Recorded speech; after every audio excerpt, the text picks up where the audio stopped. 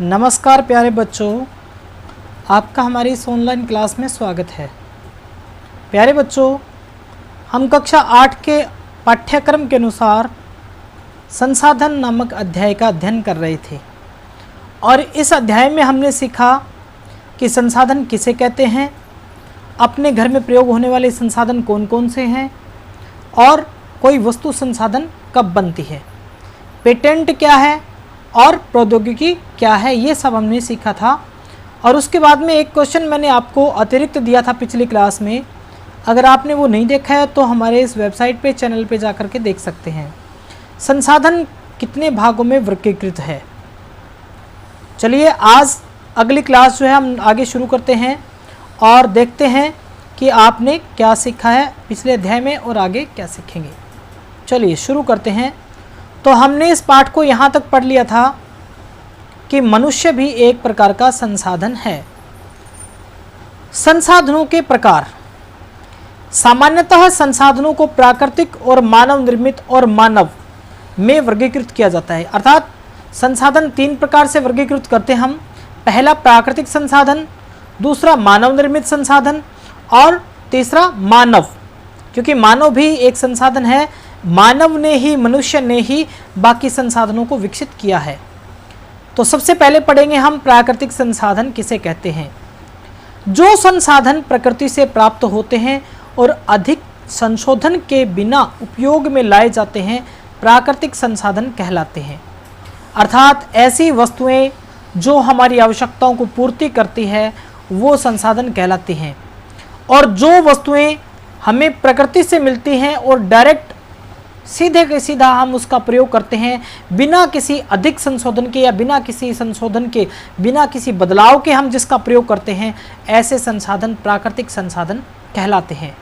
वायु प्राकृतिक संसाधन का उदाहरण है वायु, जिसमें हम सांस लेते हैं। हमारी नदियों और झीलों का जल, ये भी एक संसाधन है, वायु संसाधन है जिससे हम सांस लेते हैं। तो देखिए हम क्या करते हैं, इसके लिए कुछ नहीं करते, हम सांस लेते हैं तो इसमें कोई बदलाव थोड़े करते हैं।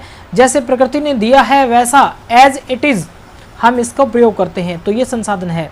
नदियों और झीलों का जल, ये भी संसाधन है क्योंकि इसकी उत्पत्ति भी प्रकृति के द्वारा होती है।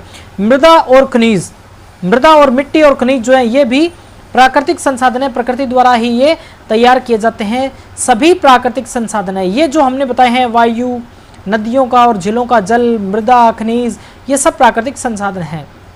इन संसाधनों में से बहुत से प्रकृति के निःशुल्क उपहार हैं और सीधे ही उपयोग में लाए जा सकते हैं। यानी इनमें से बहुत सारे ऐसे हैं जिसको हम सीधा ही प्रयोग करते हैं बिना किसी बदलाव के, और ये प्रकृति इनके बदले में हमसे कुछ नहीं लेती, इसलिए ये हम ये कह सकते हैं निःशुल्क उपहार है, हमारे लिए गिफ्ट हैं। कुछ परिस्थितियों में प्राकृतिक संसाधन का सबसे अच्छी तरह उपयोग करने के लिए औजारों और प्रौद्योगिकी की आवश्यकता हो सकती है। कुछ एक तो ऐसे हैं जिसमें बिना किसी बदलाव के हम प्रयोग करते हैं, और कुछ एक ऐसे हैं जिनके लिए औजारों और तकनीकी प्रौद्योगिकी यानी टेक्नोलॉजी तकनीक का हम इस्तेमाल करते हैं। जैसे भूमि से पेट्रोलियम निकालते हैं, तो पेट्रोलियम क्या है, एक प्राकृतिक संसाधन है, लेकिन उसका प्रयोग करने के लिए, उसको संसाधन में बदलने के लिए, कन्वर्ट करने के लिए हम जो है औजारों को और तकनीकी का प्रयोग करते हैं, उनकी आवश्यकता होती है। प्राकृतिक संसाधनों को विस्तृत रूप से नवीकरणीय और अनवीकरणीय संसाधनों में विभाजित किया जा सकता है। प्राकृतिक संसाधन भी 2 प्रकार के होते हैं, एक नवीकरणीय और एक होता है अनवीकरणीय। नवीकरणीय यानी जो नए रूप में जा सकते हैं, जिनको नवीनीकरण जो है वो जल्दी हो जाता है, ऐसे नवीकरणीय। और अनवीकरणीय जिनका नवीनीकरण या तो बहुत लंबे समय के बाद होता है या फिर नहीं होता, ऐसे अनवीकरणीय संसाधन होते हैं। नवीकरणीय संसाधन, नवीकरणीय संसाधन किन्हें कहते हैं, वे संसाधन जो शीघ्रता से नवीकृत अथवा पुनः पूरित हो जाते हैं। अर्थात ऐसे संसाधन जिनकी पूर्ति जल्दी हो जाती है, जल्दी अतिशीघ्र हो जाती है, उन्हें हम क्या कहते हैं, उन्हें नवीकरणीय संसाधन कहते हैं। जैसे सौर ऊर्जा है, सूर्य की ऊर्जा है। सूर्य की ऊर्जा क्या है, हम जैसे हम प्रयोग करते हैं वैसे वैसे हमें और मिलती रहती है, तो ये नवीकरणीय संसाधन है। इनमें से कुछ असीमित और कुछ पर मानवीय क्रियाओं का प्रभाव नहीं होता, जैसे सौर और पवन ऊर्जा। सौर ऊर्जा और पवन ऊर्जा होती हैं, इनके ऊपर मनुष्य का बहुत कम प्रभाव है, इसलिए ये जल्दी से नवीकरण होने वाले, जल्दी से नवीनीकृत होने वाले संसाधन हैं। लेकिन फिर भी कुछ नवीकरणीय संसाधनों जैसे जल, मृदा, वन का लापरवाही से किया गया उपयोग इनके भंडार को प्रभावित कर सकता है। जैसे जल का प्रयोग हम माफ कीजिएगा, जल का प्रयोग हम अगर लापरवाही से करेंगे, मिट्टी और वनों का अगर प्रयोग हम लापरवाही से करेंगे तो इनके भंडार जो हैं वो जल्दी ही समाप्त हो सकते हैं और ये जो है इतने जल्दी से ये नहीं नवीकरण होने वाले हैं। जल असीमित नवीकरणीय संसाधन प्रतीत होता है। जल ऐसा लगता है कि ये अनवीकरणीय है, फिर भी जल की कमी और प्राकृतिक जल स्रोतों का सूखना आज विश्व के बहुत से भागों में एक बड़ी समस्या है। जल जो होता है ना, वैसे देखें तो जल चक्र होता है कि जल वाष्प में कन्वर्ट होगा, वाष्प से वो वायुमंडल में जाएगा, वायुमंडल से वर्षा में वापस जो है बरस जाएगा। तो इस तरीके से ये जल जो है वो नवीकृत होता रहता है। लेकिन अगर हम देखें आज के समय में विश्व के बहुत सारे ऐसे भाग हैं, बहुत सारे ऐसे कंट्री, देश हैं जहाँ जल की समस्या बनी हुई है, अर्थात वहाँ पर जल जो है वो उपयुक्त मात्रा में नहीं है, अर्थात बहुत सारे सोर्सेज जो हैं वो समाप्त हो रहे हैं जल के। तो इसलिए ऐसा लगता है कि जल जो है वो भी एक नवीकरणीय या देर से नवीकृत होने वाला संसाधन है। अनवीकरणीय संसाधन, ऐसे संसाधन जिनका भंडार सीमित है, भंडार के एक बार समाप्त होने के बाद उनके नवीकृत अथवा पुनः पूरित होने में हजारों वर्ष लग सकते हैं। यानी कि ऐसे संसाधन भी हैं जो जिनके भंडार जो सीमित हैं और एक बार समाप्त हो गए तो पता नहीं लाखों करोड़ों साल में वो दोबारा बनेंगे। जैसे इसका एक उदाहरण है पेट्रोलियम है, कोयला है, ये इनके सीमित भंडार हैं और ये समाप्त हो जाएंगे तो पता नहीं कितने सैकड़ों हजार साल बाद में जो है वो ये दोबारा से बन पाएंगे। तो ये अनवीकरणीय संसाधन है जिनका नवीनीकरण है वो इतनी जल्दी नहीं होता। यह अवधि मानव जीवन की अवधि से बहुत अधिक है, यानी पुनः पूरित होते हैं तो बहुत लंबा समय लग सकता है, जो मनुष्य के जीवन से बहुत ज़्यादा है। इस प्रकार के संसाधन अनवीकरणीय संसाधन कहलाते हैं। जैसे कोयला, पेट्रोलियम, प्राकृतिक गैस इसके कुछ उदाहरण हैं।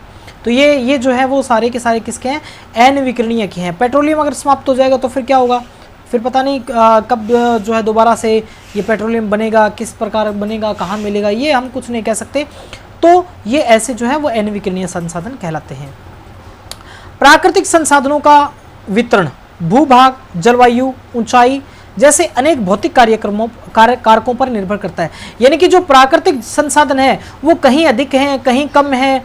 वो कारण क्या है, उसका सबसे बड़ा कारण है भूभाग का, और जलवायु का भी फर्क होता है, ऊंचाई की, उसकी समुद्र तल से उस स्थान की ऊंचाई क्या है, गहराई कितनी है, वो सारी चीज़ें जो हैं वो प्रभावित करती हैं। इस प्रकार के जो भौतिक कारक हैं वो प्रभावित करते हैं संसाधनों के वितरण को।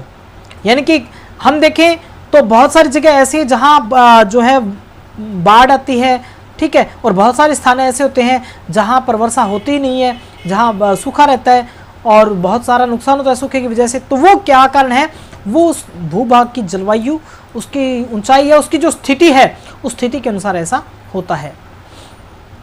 संसाधन का भंडार, संसाधन भंडार से आप क्या समझते हैं?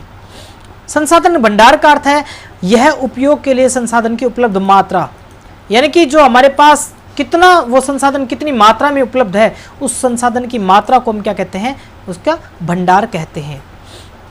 जैसे भारत के अंदर तेल के भंडार है, अमेरिका में है, इराक, ईरान में है, ये तेल के भंडार हैं। तो वो जो भंडार यानी कि उसकी मात्रा कितनी है, वो मात्रा ही क्या उनका भंडार कहलाती है। मानव निर्मित संसाधन, कभी कभी प्राकृतिक पदार्थ तब संसाधन बन जाते हैं जब उनका मूल रूप से बदल दिया जाता है। उनका मूल रूप अगर बदल देते हैं तो वो संसाधन बन जाते हैं। लौह अयस्क उस समय तक संसाधन नहीं था जब तक लोगों ने उससे लोहा बनाना नहीं सीखा था। लोहा अयस्क से लोहा बनता है, लेकिन जब तक लोगों को लोहा बनाना नहीं आता था लौह अयस्क से, तब तक लौह अयस्क एक संसाधन नहीं था, एक पदार्थ मात्र था। लोग प्राकृतिक संसाधनों का उपयोग पुल, सड़क, मशीन और वाहन बनाने में करते हैं जो मानव निर्मित संसाधन हैं।